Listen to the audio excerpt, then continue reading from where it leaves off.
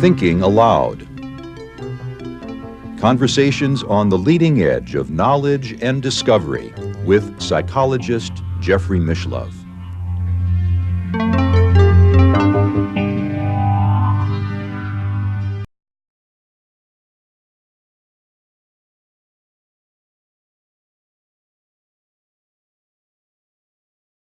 Well, you got associated with Dr. Andrija Puharich back in the 1950s. He had the Round Table Foundation, as I recall, up in Maine. Being in Boston, I went to a number of lectures by parapsychologists, including Puharich, and Eileen Garrett, particularly that world-famous medium who started the Parapsychology Foundation, talked about the research support they had given Puharich and that he had an electrical technique which could amplify extrasensory perception.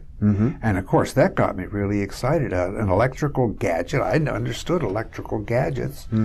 And the problem with ESP research was that when you try to study it in the laboratory, it's generally so weak and unreliable. It doesn't happen too much of the time. Happens enough to show that it's real, but you can't produce it on demand, and then it's liable to be kind of statistically significant, but it doesn't really convince you that something real is happening. We had a psychic research club that we had founded. We had Puharich come down and talk, and I was fascinated enough by what he'd done to say, I need a summer job to earn money for college. You've got a position open, so he had a research assistant position open. I earned $1 an hour, which I thought was pretty good back then. Yeah, back in those days. $1 an hour and room and board. Hey, that was all right. So I spent the summer at his private research foundation in Maine. That was charming. But I was especially interested in the Faraday cage research that was supposed to help ESP. Now, a Faraday cage, okay? Your car is a kind of inefficient Faraday cage. It's inefficient because it's got a lot of openings. If it was a solid metal box, then if you were struck by lightning on the outside but you were inside this solid metal box, you wouldn't feel a thing. It's the property of this kind of electrically conducting box that all the electricity stays on the outside. That's interesting. So you're shielded. You're shielded, yes. You're very thoroughly shielded from anything electrical. And the idea for parapsychology research, I suppose, is it prevents any kind of electromagnetic signal from being the source of ESP, if ESP is evident. And that was important for a few people, but I think by then there was already more than enough evidence to show that whatever ESP is, it's not electromagnetic. It doesn't fall off with distance, for instance. You can't detect it with radio receivers. But it's an interesting, it's a scientific-looking environment. Well, Puharich made all sorts of experiments with Faraday cages.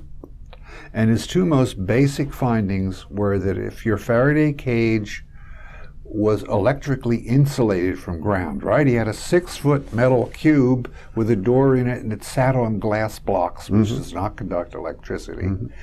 If you tried to do an ESP test with one person inside that way and another person outside somewhere, they generally scored a chance. It's like this electrically floating, as it was technically described, Faraday cage blocked ESP. But if you connected the Faraday cage to the earth, to a 6-foot rod driven into moist ground, ESP was better than under ordinary room conditions. He had an amplifier and he had a shield.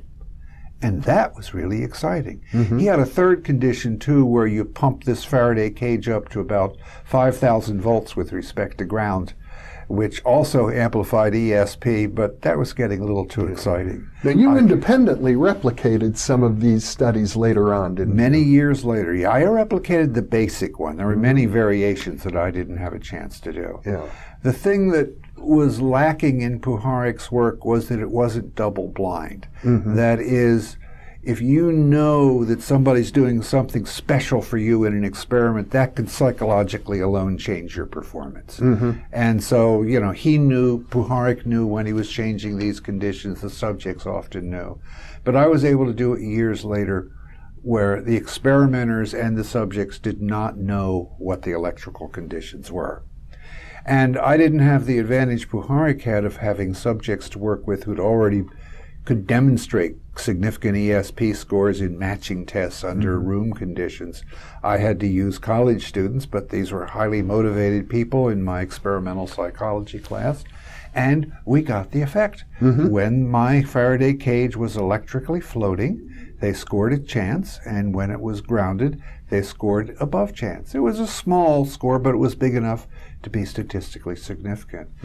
So I figured I'd basically replicate it. Now, this goes on to the crazy part, because, you know, even back in 1957, when I worked for him, I said, why isn't every parapsychologist in the world, all dozen or 2 dozen of them, doing this same sort of research? Because if we could amplify ESP, we'd take a huge step forward.